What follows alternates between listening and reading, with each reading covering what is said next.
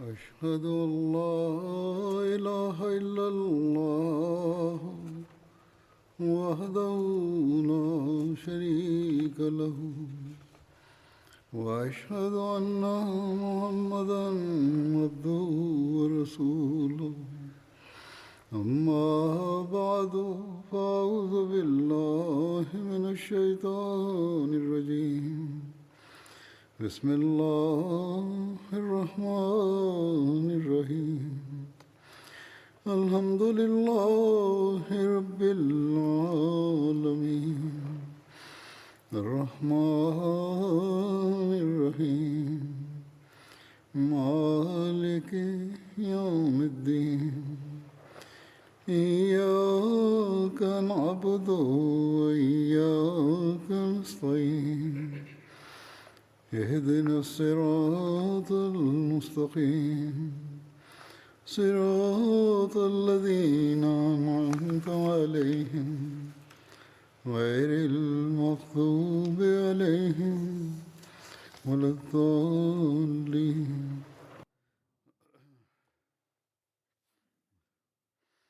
په تیره خطبه کې ما د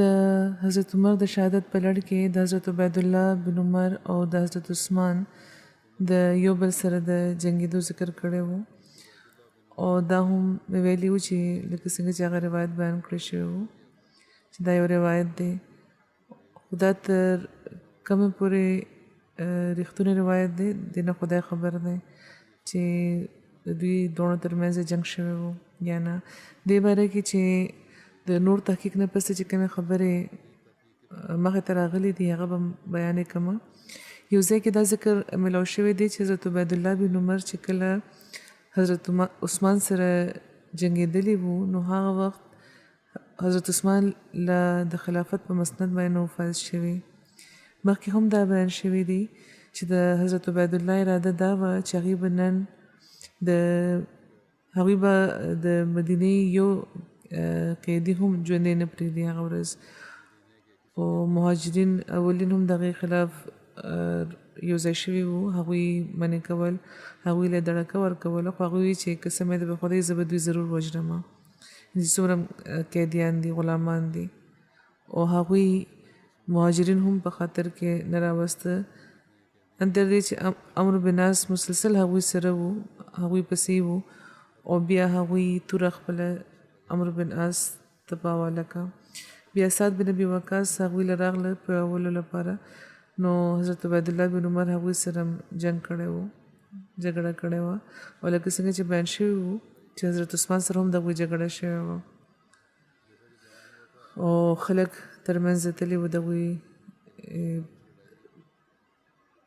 ترمنځ یې روغه کړې وه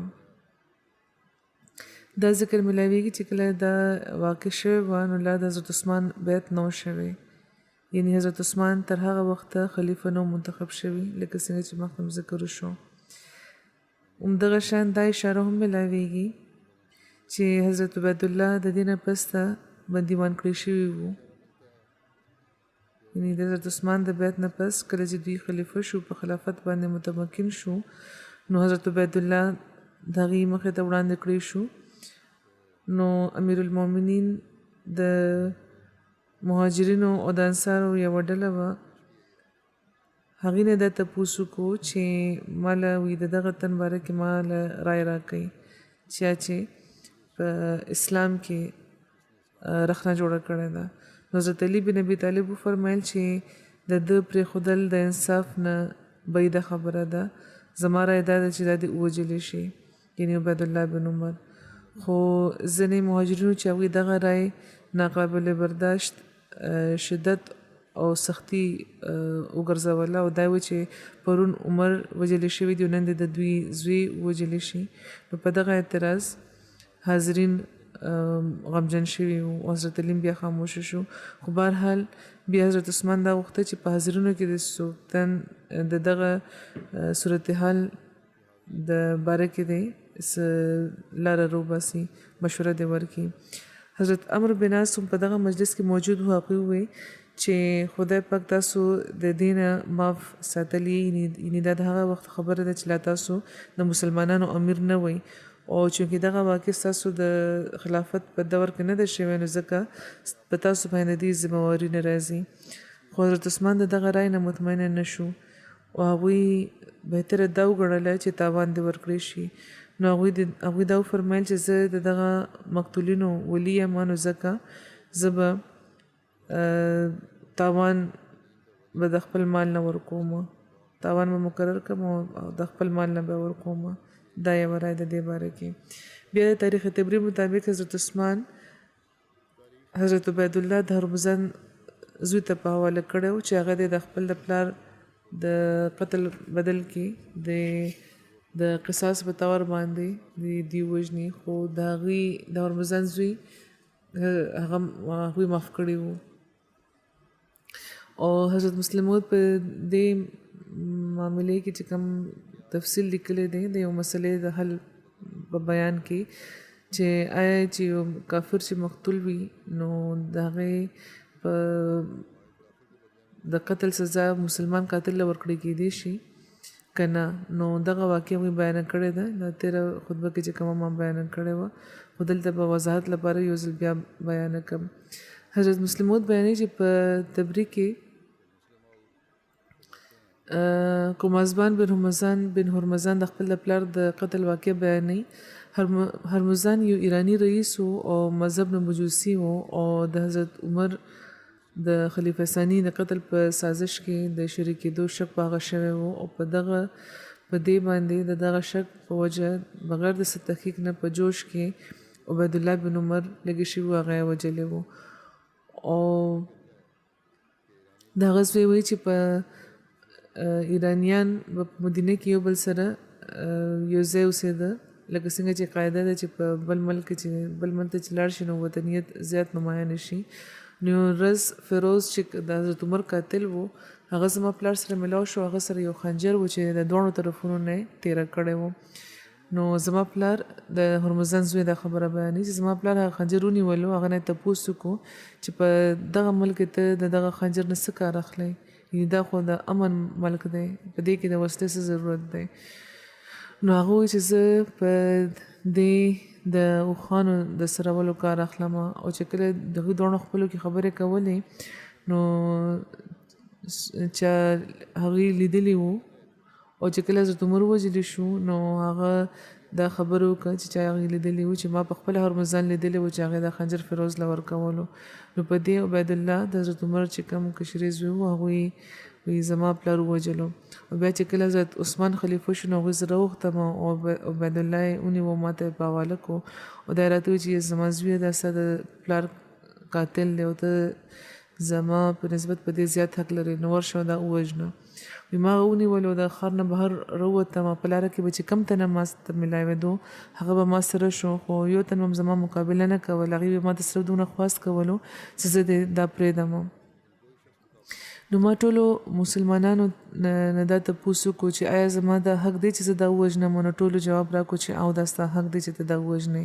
او عبیدالله ته هغوی بد رد وی چې هغه داسې بد کار کړی دی نو بیا ما تپوس وکړو چې آیا ستاسو دا حق دی چې تاسو ما نه دا خلاص کړئ نو هغوی وی چې بیخي نه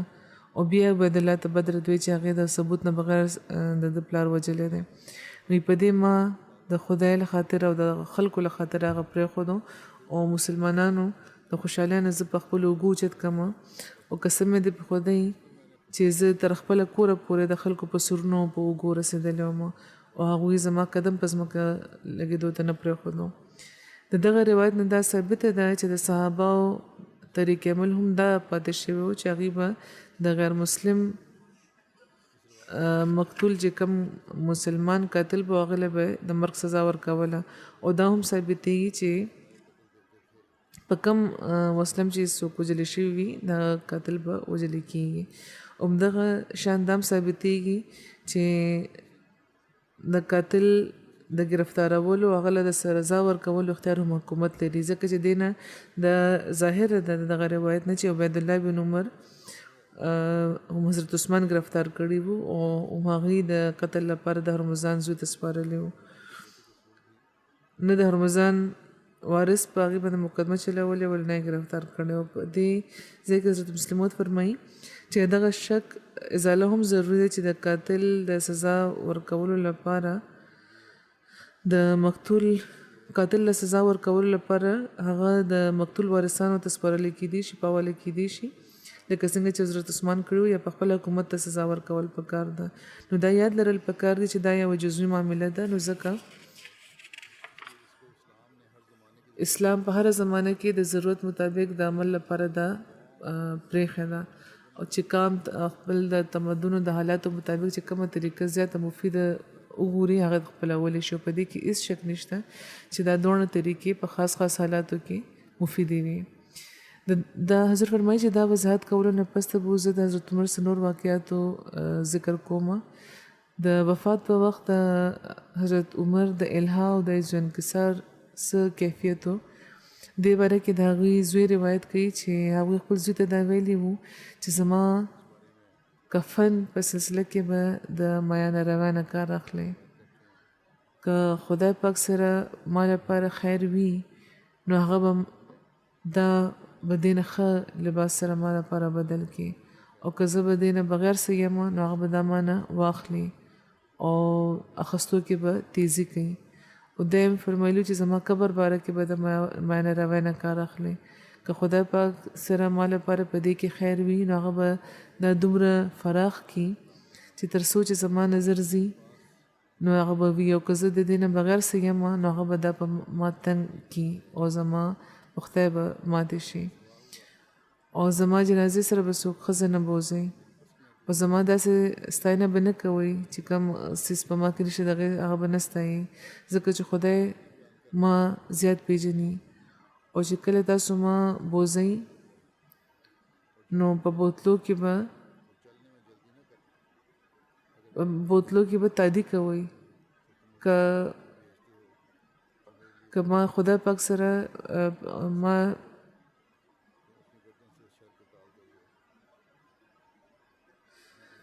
که تاسو چې کله ما بوځئ نو په تلو کې به تاسو تادی کوئ او که خدای پاک سره ما لپاره خیر دی نو تاسو به ما هغه څیز طرف ته لګئ چې ما لپاره زیات بهتره دی او که دې نه بغیر څه وي نو تاسو خپل ځان د دغه شر نه محفوظه کوئ او دې نه علاوه دا ذکر هم ملاویږي چې حضرت عمر وصیت کړی و چې ما به په انبرو نه لمبوئ حضرت عثمان بن عفان نه روایت دی چې زه حضرت عمر له لاړم او د هغوی سر د هغوی د زوی د حضرت عبدالله بن عمر په پتون پروت و حضرت عمر هغوی ته وایي حضرت عبدالله بن عمر ته چې زما مخ په ځمکه کېږده نو حضرت عبدالله ورته چې زما پتون ځمکه هم برابر دي یعنی فاصله پکې څومره ده خو حضرت عمر 2 یا 3 ځله ورته وایي چې زما مخ په ځمکه کېږده او بیا هغوی د هغه خپل خپې یو بل سره ملاوي کې او راوي چې ما حضرت عمر اورده چې هغوی دا وایي چې که خدای زه ونه بخلم نو زما د مور به دا تبعی وي او بیا د هغوی بیا وفات شو هغوی دا وی او بیا وفات شو زما کنفي وي چې ما حضرت ابن عباس اورده چې هغوی دا وی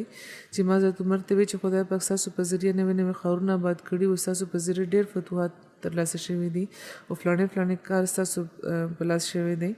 نو حضرت عمر فرمایل چې زما خو دا ارزو چې زه داسې نجات بیا ومومه چې ما لپاره نه څه اجر یو نه څه بار یعنې زه په دې خبره نه فخر نه کوم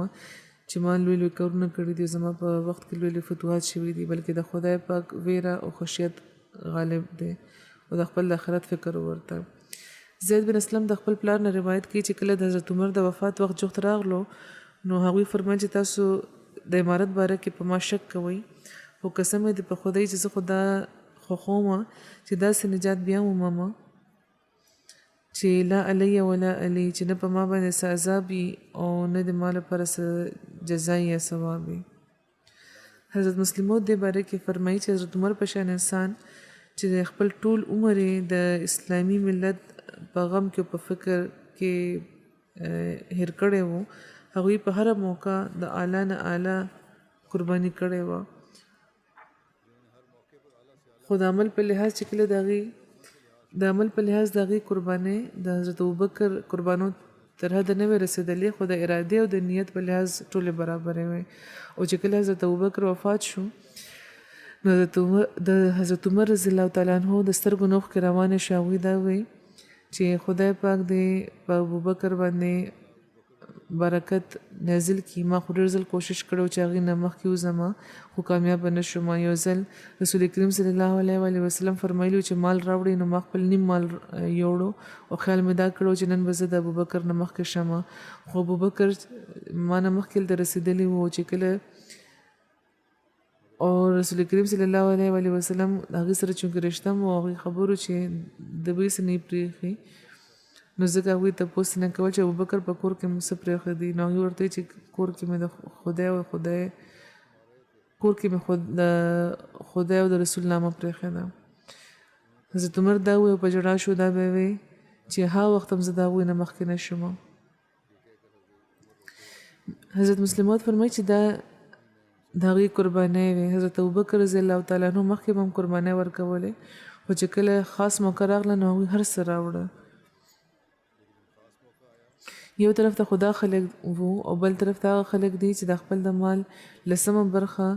د لسمه برخې د قربانۍ موقع چې ورته ملاوه شي، دا وایي چې موږ خو لوټ شو. حضرت عمر رضی الله تعالی عنہ چې کله وفات کېده نو بار بار به د هغې سترګو کې اوښکې راتلې او دا به وایي چې خدای زه د هېڅ انعام مستحق نه یم او زه صرف دا غواړم چې د سزا نه بچ شم.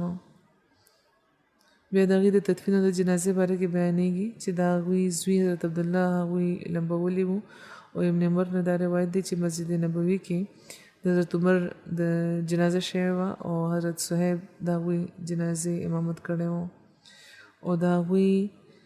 جنازه د رسول کریم صلی الله علیه وسلم د منبر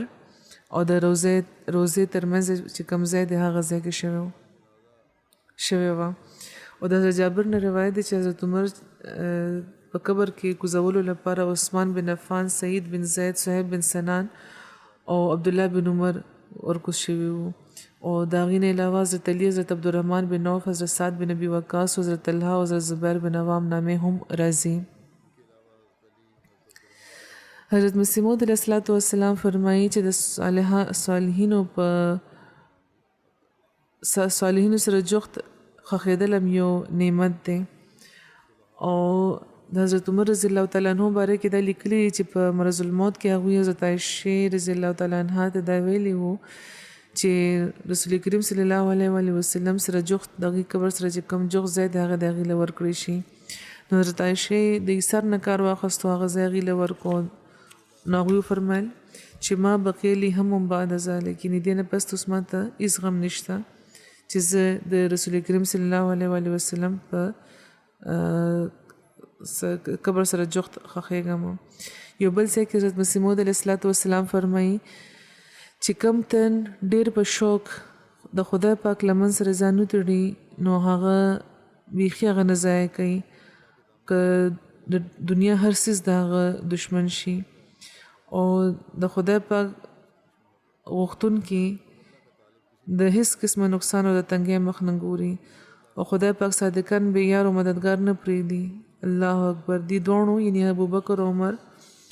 د دې د صدق او د خلوص څومره لوی شان دی او دواړه داسې برکتي مدفن کې ښخ شوي دي چې که موسی او عیسی ژوندي وي نو هغې به ډېر په رشک باندې هلته د ښخېدو تمنا کولې. یعنې خدا مقام صرف په تمنا خو نشي ترلاسه کېدی، نه صرف په خواهش ورکړی کېدی شي، بلکې دا خو د رب العزت له طرفه د یو ازلي رحمت دی او دا صرف هغې له ورکړی کېږي چې چا طرف ته د خدای پاک عنایت د ازل راسې توجه لري. حضرت مسیح موعود رضی الله تعالی عنہ بیانوي چې کله حضرت عمر وفات کېده نو هغوی د دغې خبرې لپاره د ډېرې ناقلارۍ اظهار کړی و چې د رسول کریم صلی الله علیه وسلم په قدمونو کې د ښخېدو ځای هغوی ته میلاو شي. نو هغوی حضرت عایشې ته پیغام ولېږلو چې که اجازت راکوئ نو زه د دې په سره جفت خښېدل غواړم. نو حضرت عمر هغه انسان و چې چا باره کې عیسائی مورخین هم دا لیکي چې هغوی داسې حکومت کړی چې په دنیا کې بل چا نه و کړی. دا خلک رسول کریم صلی الله علیه و آله وسلم ته بد رد وای یعنی کم عیسایان مورخین دي خو دوی د حضرت عمر تعریف کوي خدا ستن چې کوم دا ستن چې مري نو هغه ټایم دغه د حسرت چې د رسول کریم صلی الله علیه و آله وسلم په قدمونو کې داغه ته ځای ملاوي شي یعنی د رسول کریم صلی الله علیه و آله وسلم په صحبت کې دی پاتې شوی وو او د مرګ په وخت هم دغه ته د حسرت او چې دغه په قدمونو کې د ورته ځای ملاوي شي کله رسول کریم صلی الله علیه و آله وسلم د یو فلم چرته دا خبره ظاهره دی چې هغه د خدای پاک رضا لپاره کار نه کوي نو د حضرت عمر په شان انسان هغه درجه ته چې رسیدلی نو هغه چې دا خواهش کولای شو چې دغه په قدمونو کې د ورته ځای ملاوي شي نو دا د رسول کریم صلی الله علیه و آله وسلم مقام دی دغه په وجه د حضرت عمر هم دا خواهش پیدا شوی چې دغه په قدمونو کې د ورته ځای ملاوي شي د وفات په وخت حضرت عمر سو د باره کې هم مختلف آراء دي د پیدایش د کال باره کې مختلف روایتونه دي ځکه دغه د وفات په وخت چې کوم عمر د باره کې هم مختلفه خبرې کیږي تاریخ تبری اسد الغابه البدایه والنهایه ریاض النظره او تاریخ الخلفاء د دې مختلف روایتونه دي چې پکې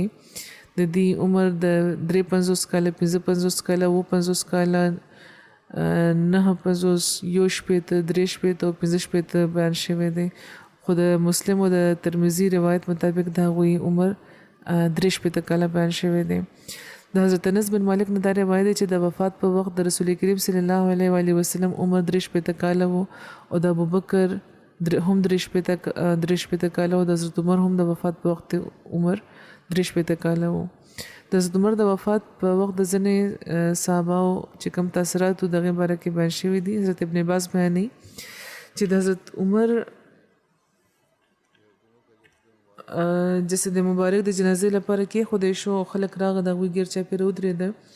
نو داغه د اوچتولو نه مخکې دعا کېدا او بیا د جنازې مونږ کېدو وي زمل ته موجودم نیوتن زما زه د وګین ونیولم نو وی ما ولید چې هغه حضرت علي بن ابو طالب او هغه د حضرت عمر لپاره د رحمت دعا وکړه دا و چې هغه ځن پسې یو تنم داسې نه دی پرېخې چې په دې لحاظ ما ته زیات ګران وي چې زه د هغه اعمالو سره د هغه په شان عمل کوم او خدای پاک سره ملاو شم زه قسم دې په خدای زوم دا غنم چې خدای پاک به هغه هم د خپل ملګرو سره ساتي یعنی حضرت عمر به هم د هغه ملګرو سره ساتي او زه خبرم چې نبی کریم صلی الله علیه و آله وسلم نو ما د ډیر ځله اوریدلو چې به دا فرمایي چې ذهب تو وانا و ابو بکر و عمر او دخلت وانا و ابو بکر و عمر و خرجت وانا و ابو بکر و عمر نزو ابو بکر لاړو زو ابو بکر داخل شو زو ابو بکر تل وروته یعنی مختلف واقعات به چغي بیانول نو دا فکر باغوي ویلې جعفر بن محمد د خپل پلان نه دا روایت کی چې کله حضرت عمر بن خطاب علم بولی شو کفن ورته واغسته شو هغه په کټ باندې کې خودلی شو نو حضرت علی هغه سره جوخت درې دودای وي دغه تعریف فرمایلی او دا وی چې قسم په خدای چې دغه صدر کې چې کم تن پټ پروت دی دغه نه زیات په دغه د زمکه په لمن باندې یو تنم داسې نه چې زمانه د خوخ وي چې زه د هغه نامه عمل سره خدا سره ملاو شم د ابو مخلد نه روایت دی چې حضرت علی بن ابي طالب فرمایل چې رسول کریم صلی الله علیه و آله وسلم چې څنګه وفات شو موږ خبر شو چې رسول الله صلی الله علیه و آله وسلم نه پس ابو بکر په زمونږ اوله وفات شوی نو چې موږ پوه شو چې داغه نه پس ابو بکر افضل دی موږ کې او حضرت ابو بکر لا نو وفات شوی چې موږ خبر شو چې حضرت ابو بکر نه پس اوس حضرت عمر د ټول افضل دی په موږ کې او زید بن وهب بیانې چې موږ حضرت عبد الله بن مسعود لراغلو نو هغه چې د حضرت عمر ذکر کولو نو دومره په جړا شو چې دا وی د اوخ کو نه باندې کانی هم لوند شو او بیا وی دا چې حضرت عمر د اسلام لپاره حسین وو یعنی یو مضبوطه قلا و خلک به دې کې ورننوته خو واپس ونه راوته او چې کله نه دی وفات شوی دی نو په دغه کله کې یو چوند راغله دی او خلک د اسلام نه اوزله کېږي دي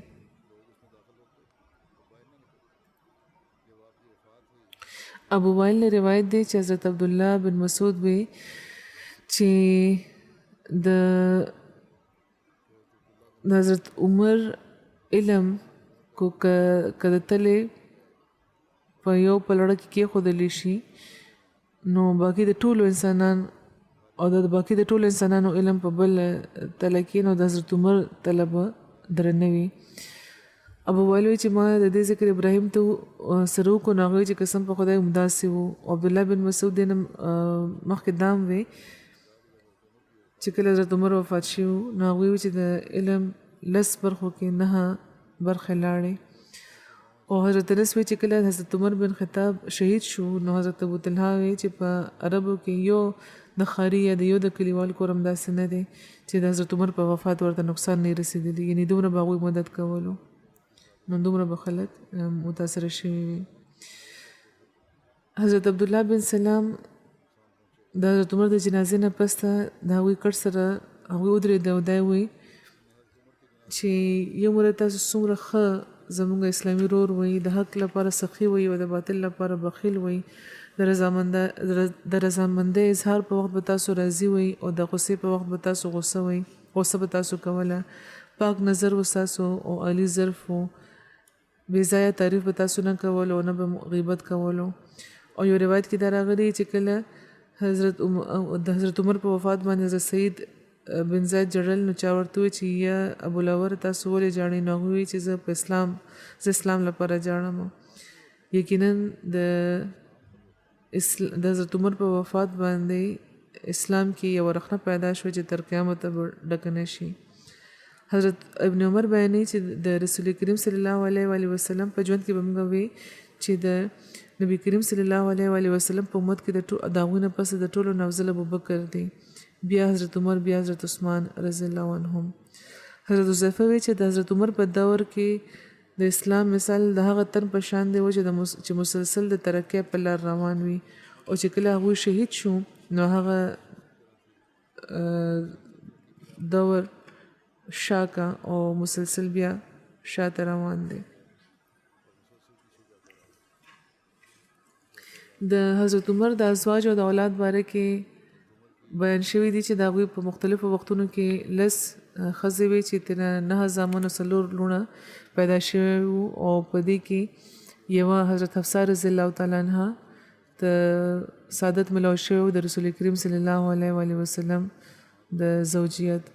او حضرت زینب بن مظعون د دوی وړومبی اهلیه وه، دا د عثمان بن مظعون خور وه او د هغې نه د هغوی اولاد عبدالله، عبدالرحمن، اکبر او حضرت حفصه وه. حضرت ام کلثوم بنت علی بن ابی طالب دین د هغوی اولاد زید، اکبر او رقیه دي. ملائکه بنت جرول دی ته ام کلثوم ویل کېږي، دین د دې اولاد زید، اصغر او عبیدالله وو.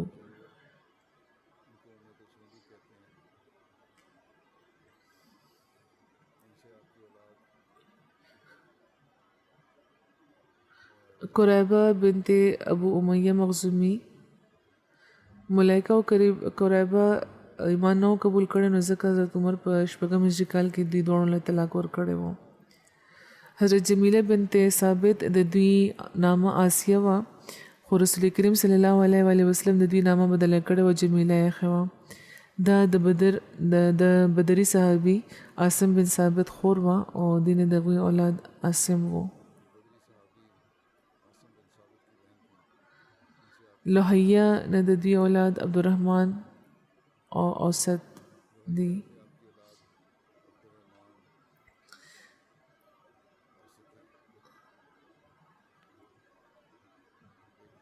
د دې چې کوم وړومبی اهلیه وه د هغې باره کې ویل کېږي چې ام ولد ده، یعنې وینځه وه چې ورسره هغه وینځه چې اولاد یې وشي او هغه آزاده شي نو هغه ته ام ولد ویل کېږي. نو یو د دې ام ولد وه چې د هغې نه عبدالرحمن اصغر پیدا شوی و.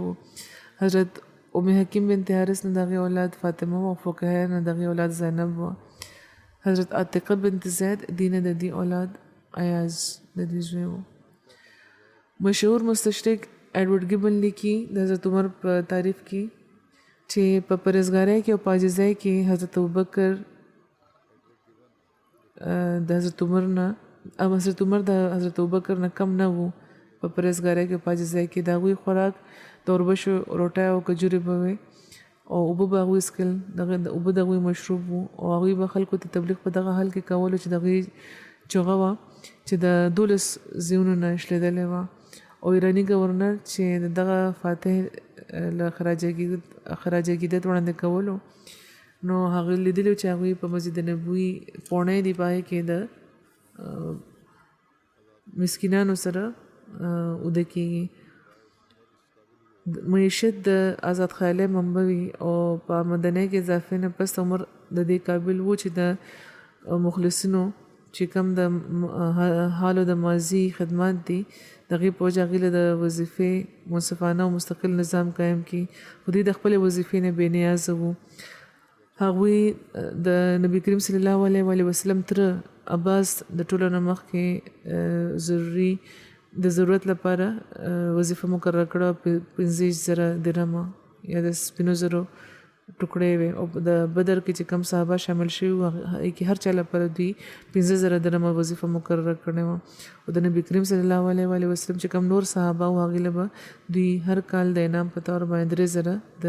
سپینو زرو ټوکړې ورکولې مایکل ایچ هارټ په خپل کتاب د 100 کې د تاریخ چې کم سل با اثر شخصیت دي دغه ذکر کړی دی په لومبي نمبر باندې رسول کریم صلی الله علیه وسلم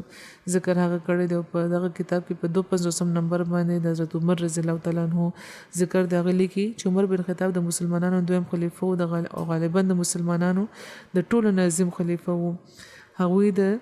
محمد صلی الله علیه وسلم هم اثر وو په زلمیتوب کې او د هغوی په شان په مکې کې پیدا شوي وو د هغوی د پیدایش کال خو معلوم نه دی خو شاید چې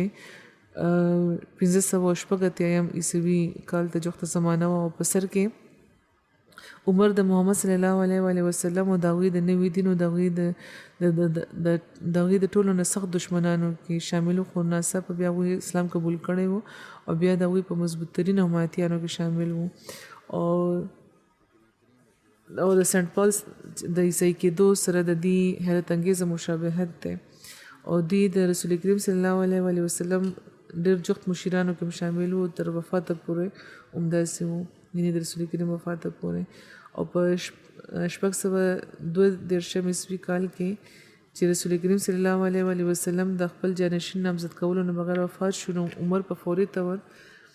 د ابوبکر د خلافت حمایت کړی وو چې د رسول الله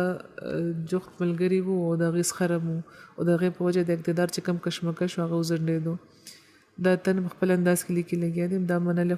خدا تیار نه و چې څنګه خلک راغونډ شوي دي منتخب کړي وو خو بهرحال دنیوي نظر نه دی دا ګوري چې د هغوی د سخر بیعت دي وکړو د دې په وجه د اقتدار کشمکش لږ وځنډېدو او په دې حضرت ابوبکر د دې قابل شو چې په عام طور هغوی وړومبي خلیفه ومنلی شو یعنې د رسول کریم صلی الله علیه وسلم جانشین ابوبکر یو کامیاب رهنما خو صرف تر 2 کاله پورې هغوی ته د خلیفه په طور باندې خدمت ترسره کولو موقع ملاوه شوه بیا هغوی وفات شو خو هغې هغې نه پس خپل یو معین جانشین نامزد کړي وو حضرت عمر او دی هم د رسول الله سخرو په دغه وجه یو ځل بیا د اقتدار جنگ چې کوم هغه وځنډېدو د بیا دنیاوي رنګ ورکول غواړي حضور فرمایي په بهرحال تعریف کوي چې عمر په 640 کال کې عیسوي کال کې خلیفه شوي وو او بیا تر 640 عیسوي کال پورې دی په اقتدار کې وو یعنې خلافت د دی او بیا یو فارسي غلام په مدینه کې دی شهید کړی وو او چې دی وفات کېده نو هغوی د 6 کسانو یو کمیټي جوړه کړې وه د خلیفه انتخاب لپاره او داسې دی یو ځل بیا د اقتدار چې کوم مسلح جنګ و هغه ځنډولی وه او دغه کمیټۍ بیا درېیم خلیفه مقرر کړی و چې د 640 نه تر 655 عیسوي کاله پورې حکومت کړی و دا هم د حضرت عمر د 10 کالو د خلافت دور و چې عربو پکې اهم فتوحات ترلاسه کړي وو او بیا د دې د خلافت چې کوم لږه مختصره موده په دې کې عرب فوج په شام او په فلسطین باندې حمله کړې وه چې هغه وخت د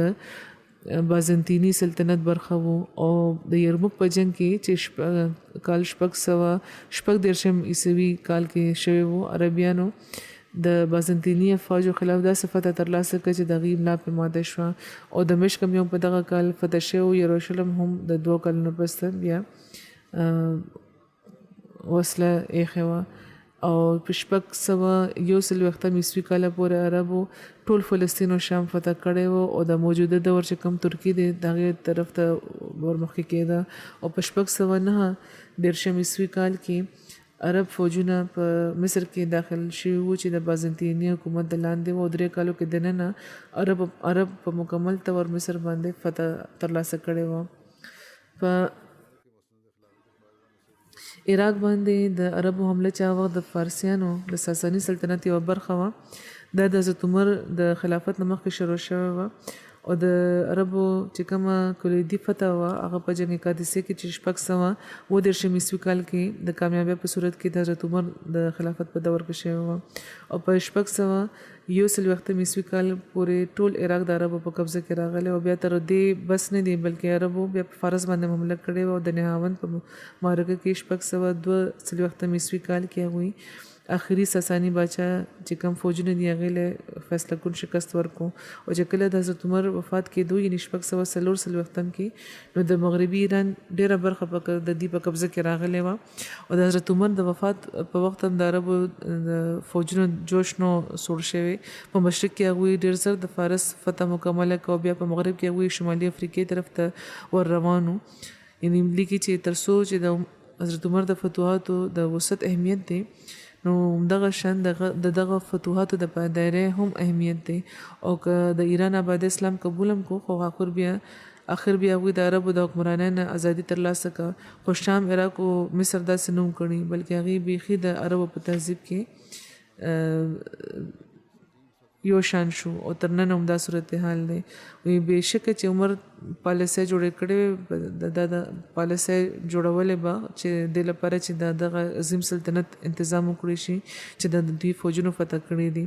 او هغوی فیصله کړې وه چې عرب به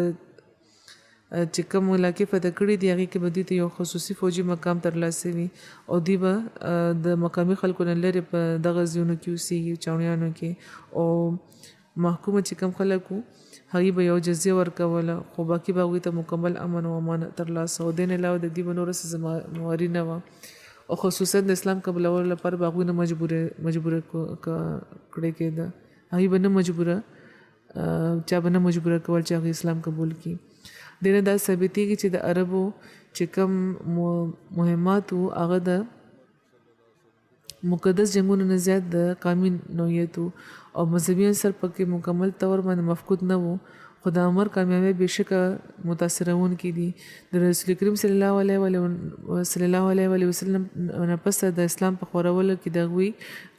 شخصیت کلیدي شخصیت هغوی لري او د هغوی چې کوم ډېر تیز فتوحاتو دی نه بغیر دا نه وه ممکنه شوې چې اسلام دی خور شوی دومره زه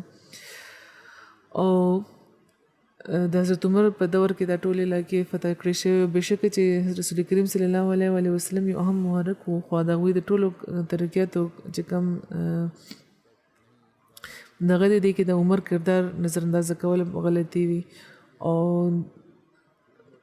د دې فتوحات هم د رسول کریم صلی الله علیه وسلم په اثر کې د په وجه په خپله نه شوي څه خو وسط مقدر و خو تر دې غیر معمولي حده پورې نو لکه څومره چې د عمر شانداره قیادت په وجه شوی بیا و چې دا کېدای شي چې د حیرانتیا خبره وي چې عمر چې په مغرب کې یو نامعلومه شخصیت دی چې هغې له د شارلمین او جولیس سیزر په شان چې مشهور شخصیت دی د هغې عمره بلنده مرتبه دې ورکړی شي خو د عمر په دور کې چې کوم د عربو فتوحات دي هغې بېشکه چې د حجم او د وخت په لحاظ د هغې په مقابله کې د دواړو په مقابله کې زیات اهم دي بیا یو پروفیسر د فلپ کې ایټي هغې لیکي د خپل کتاب د هسټري اف عربس کې چې ساده کفایت شعره او د رسول کریم صلی الله علیه وسلم متحرک او باصلاحیته جانشین عمر چې لوړ قامت او مضبوط جسامت لرل او په سر باندې رقم وخته د هغوی لرل او د خلافت نه پس هغوی د زیارت په ذریعه د وخت تېرولو هغوی کوشش کړی تر ټول عمر یو شیخ په شان ساده ژوند هغوی تېر کړی دی د دوی نامه د مسلمانانو د روایتو مطابق د رسول کریم صلی الله علیه وسلم نه پس ټولو کې عظیمه وه او مسلمان مورخین دي د تقوا انصاف او د سادګۍ لپاره د مثال په تور وړاندې کړي دي او د خلیفه په شخصیت کې چې کوم ټولې خو بیا وی د غیب د مثال په تور وړاندې کوي بیا لیکي چې د وی بلند او اوچت کردار د ټول بازمیره جانشون لپاره یو نمونه و دا ویل کېږي چې د هغې سره صرف به یو کمیز او یوه چغه وه چې هغې باندې به چې کوم پیوندونه وه به واضح ښکارېده هغې به د کجورو په پاڼو ودکېده او د ایمان د پختګۍ او د انصاف د بالادستی او د اسلام او د عربو د عروج او د سلامتۍ نه علاوه بل هېڅ خیال باغ ونه لرلو حضور فرمایي چې دا ذکر لا روان دی انشاءالله آینده به هم کېږي دا وخت به زه څو مرحومینو ذکر کوم چې په لومړی ذکر د مکرمې صاحبزادي آصفه مسعوده بیګم صاحبې دی چې د ډاکټر مرزا مبشر احمد صاحب د ابن حضرت مرزا بشیر احمد صاحب اهلیه و دوی تېرو ورځو کې وفات شوي دي د 92 کالو په عمر کې انا لله و انا الیه راجعون دوی د حضرت مسیح موعود علیه السلام نوسی او د حضرت نواب مبارکه بیګم صاحبې او د نواب محمد علي خان صاحب د ټولو نه کشره لور ده او د حضرت مرزا بشیر احمد صاحب انګور وه د خدای پاک په فضل موسیه وه او د دوی په غمزپلو کې یو څلور لوڼه دي د دوی زوی طارق اکبر لیکي چې زموږ مور همیشه د جومات او د وخت د خلیفه وفاداره پاتې شوې ده همیشه به دا کوشش و چې جومات خدمت وکړي او د خپل وصیت حق پوره کړي دوی په خپل ژوند کې خپل د وصیت برخه د جایداد برخه ادایګي کړې وه هر کال به دوی د مرحومینو له طرف هم چندې ورکولې د غریبانو به دوی ښه په فراغ زړه او په خفیه طور مدد کولو د ملازمینو باره کې به ماته دا وی اکثر به دا وی چې دا ستاسو رونو خویندو په شان دي د دوی به خیال ساتئ او رشتو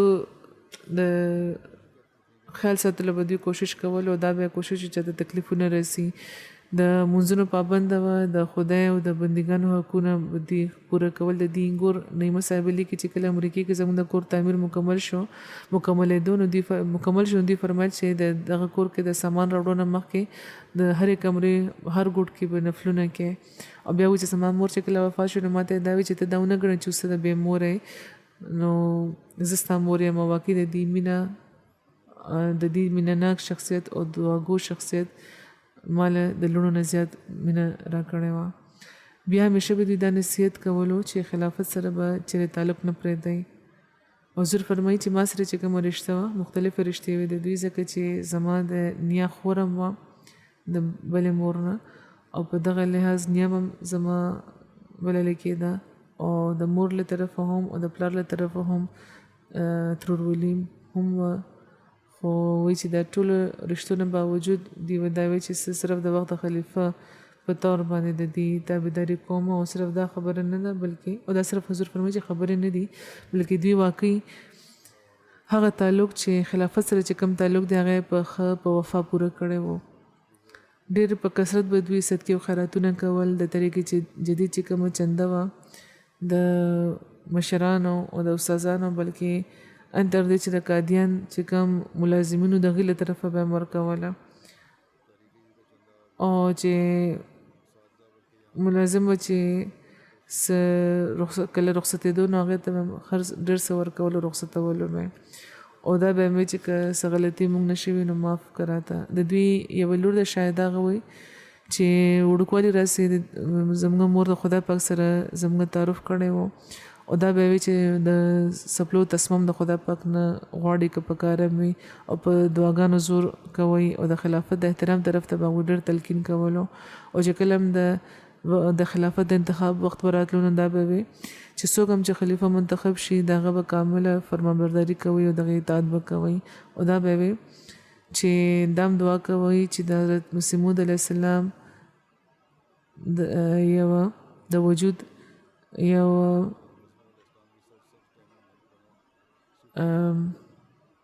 زرغون خاق شي اوچ خاق نشي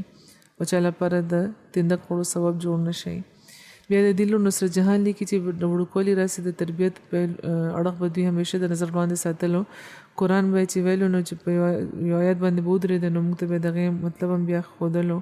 یا څه نصیحت به راته کولو په دغه حواله به همیشه دوی به د مشرانو ذکر خیر هم کولو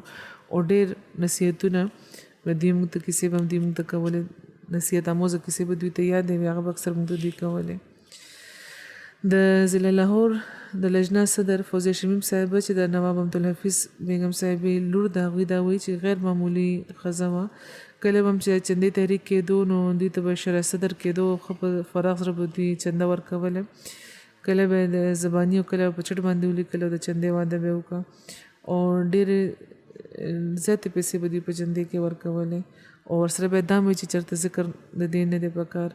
ډېره ساده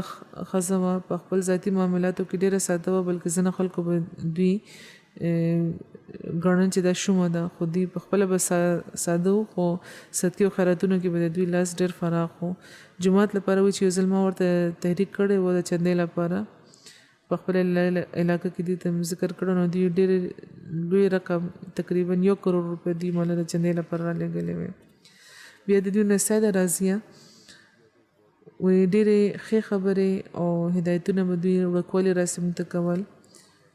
او وړوکوالي راسې به دوی موږ ته د نیک نصیب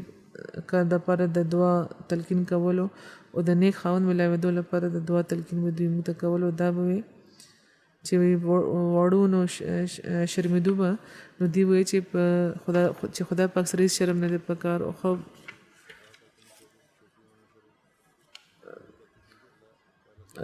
ښه په وضاحت د هغې نه غواړم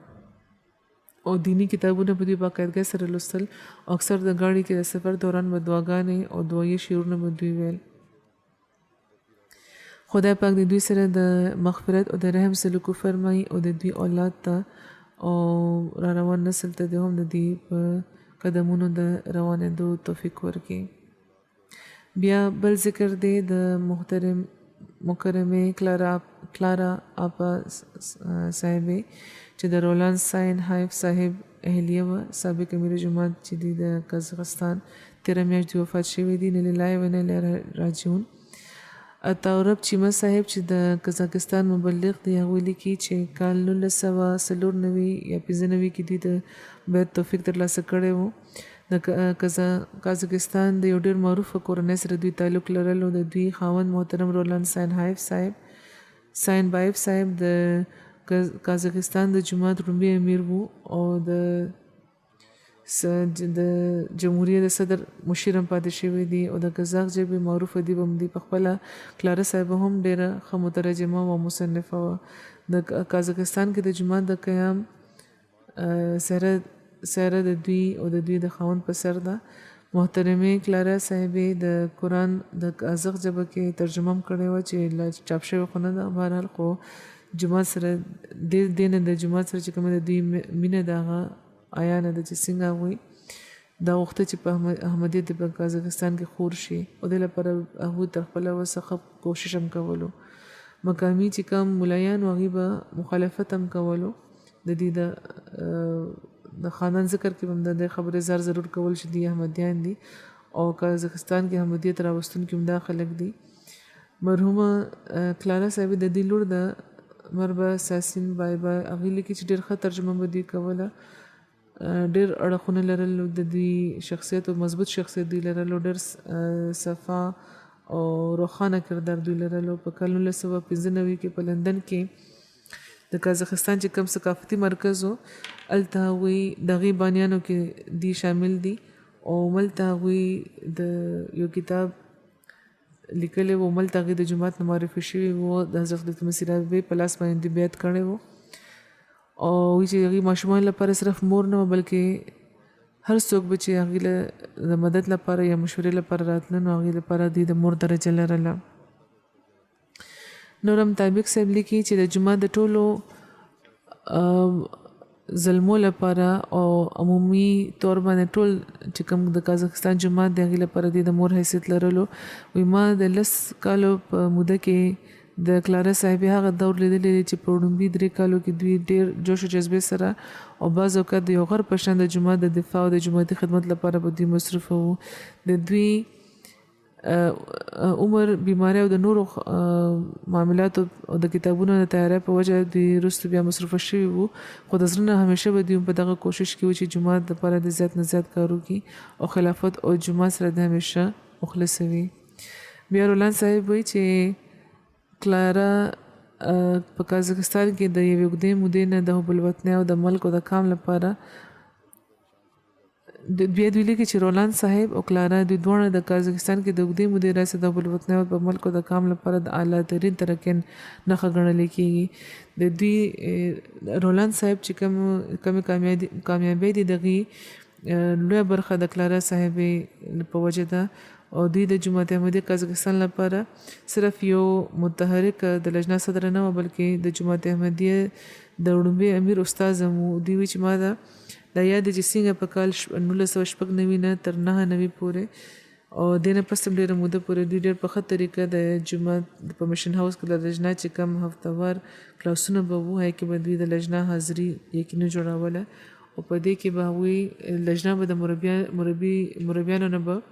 مربي صاحب نه به مختلف سوالونه کول او هغوی به ته به د سوالونو جوابونه ورکړل کېده. بیا وایي چې د جماعت احمدي چې کوم لټرچر دی د هغې ترجمه د کلارا صاحبې نه بغیر بل چا نه شو کولی. دوی په ټولو چې کوم مشران احمدیان دي دلته وي ټولو کې بهترین احمدي وو. د جماعت چې کوم زلمي احمدیان دي هغې لپاره د روحاني تقویت ذریعه وو او دوی کې جماعتي یعنې د حقیقي اسلام اصل روح قایمه وه. په ګرانو حالاتو کې به صرف دوی همت نه بایللو بلکې پخپله به هم او نور به هم دوی د فتوحاتو طرف ته بوتله. خدای پاک د دوی سره د رحم او د مغفرت سلوک وفرمایي او د دوی کوششونه چې په قازقستان کې د احمدیت باره کې وو هغه دې پوره کړي او د دوی دعاګانې دې پوره کړي.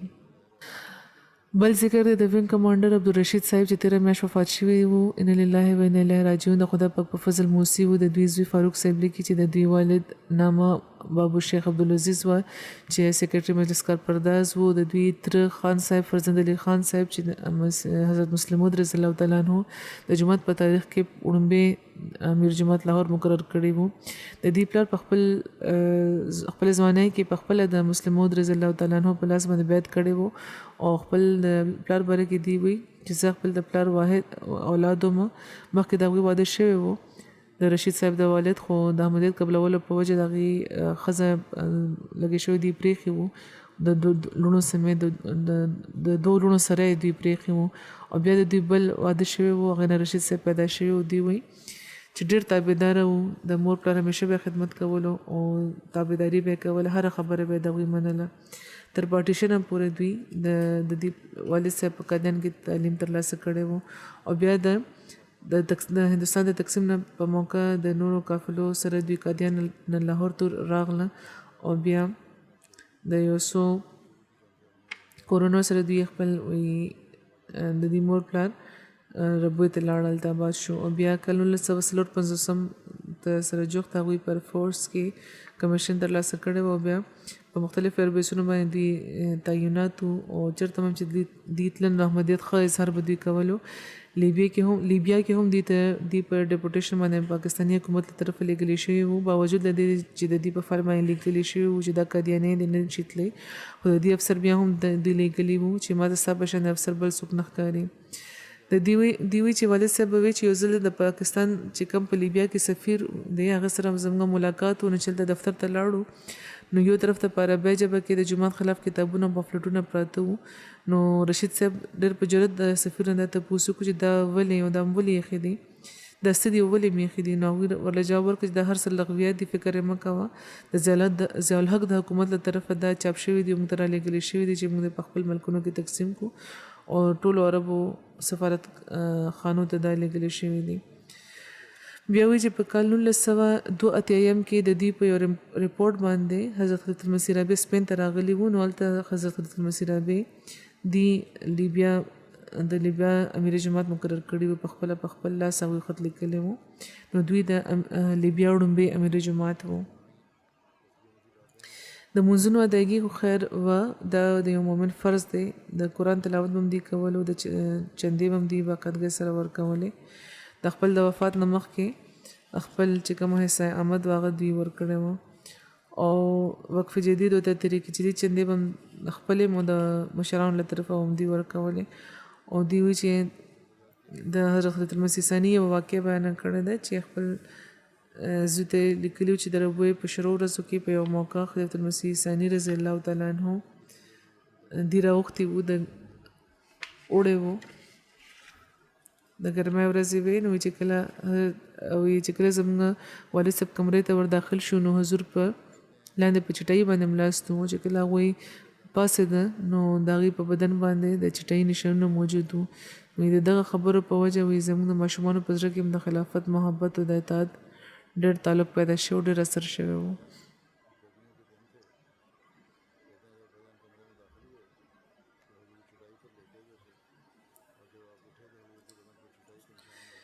په کال 1984 کې د ایرفورس نه ریټایر شوی وو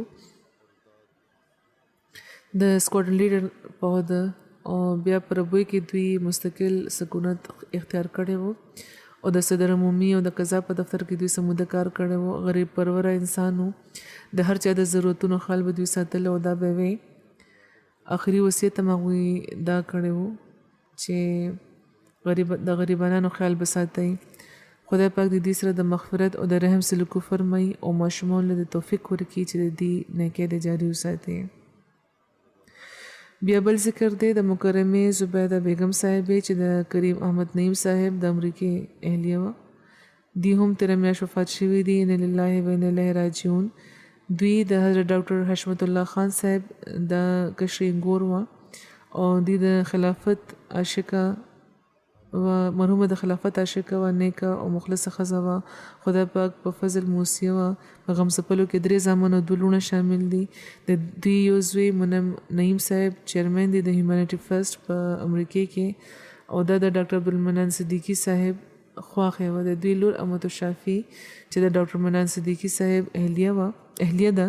لیکي چې هر چا سره د مینې او د محبت سلوک کول د دوی عادت وو. هغې لپاره به دوی دعاګانې کولې،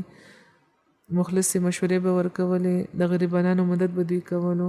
د جوختو لري د ټولو خپلوانو سره د دوی د مینې سلوک و. دا د دوی خاص وصف و. ځواني د دوی د ځوانۍ د عمر راسې دوی تهجد ګزاره وو. د خدای پاک باندې توکل سره دوی خپل ټول ژوند تیر کړی دی. د جمعې په ورځ به خاص عبادتونه دوی کول. وړوکوالي راسې موږ د لیدل چې په دغه ورځ به دوی خاص عبادتونه کول. خپله چنده په وخت به دوی ورکولو فکر به دوی لرلو. خدای پاک د دوی سره د مغفرت او د رحم سلوک فرمایي او ماشومانو ته د نیکۍ کولو توفیق ورکړي. بل ذکر دی د حافظ احمد کومن صاحب چې تیر ورځو کې وفات شوي دي. ان لله و انا الیه راجعون.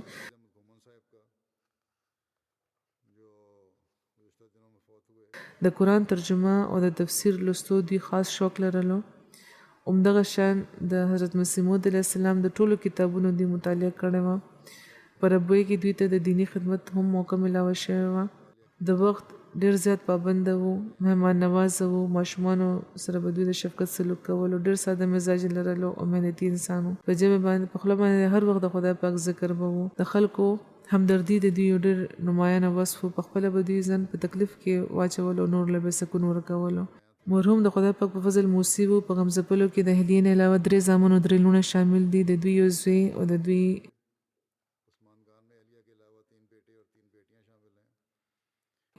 یو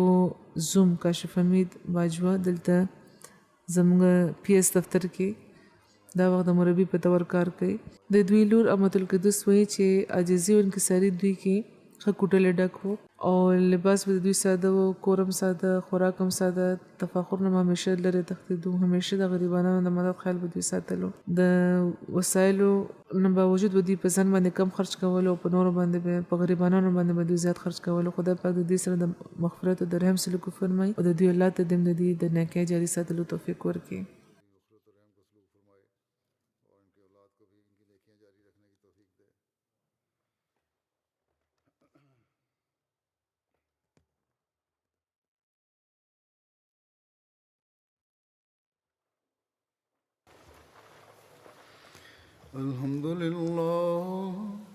الحمد لله نحمده ونستعينه ونستغفره ونؤمن به ونتوكل عليه ونعوذ بالله من شرور أنفسنا